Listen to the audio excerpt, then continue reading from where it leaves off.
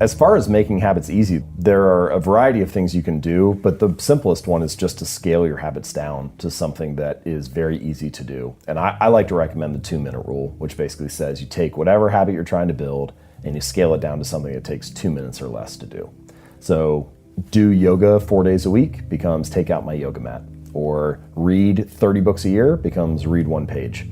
And sometimes people resist that a little bit because they're like, okay, I know the real thing I want to do isn't take my yoga mat out, right? I know I actually want to do the workout. Like, I'm not just looking to build this habit of taking this mat out all the time.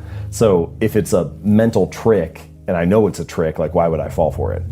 And if you feel that way, then my recommendation would be, well, actually in the beginning, for the first few weeks, limit yourself to only 2 minutes. All you do is put your shoes on, running shoes on, and step out the door and lock the door, and then you walk back inside. Or all you do is take your yoga mat out.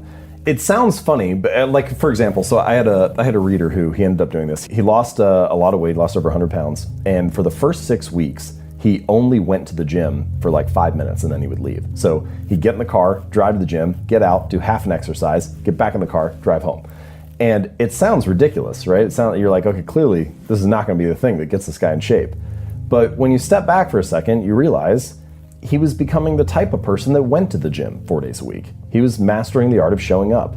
And I think that this is like a really deep truth about habits that gets overlooked a lot, which is a habit must be established before it can be improved, right? It has to become the standard in your life, your new normal, before you can worry about optimizing it or expanding it from there. If you don't become the type of person that goes to the gym for 5 minutes, you don't have a chance to be the person who stays for 45 minutes 5 days a week.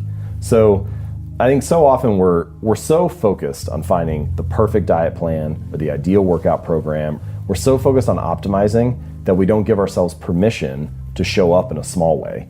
But even if it's only for, 5 minutes or 5 push-ups or 1 sentence that you write, do something so that you can master the art of showing up and make it your new normal. And then once you become that person, well, then you have a lot of options for expanding and improving from there.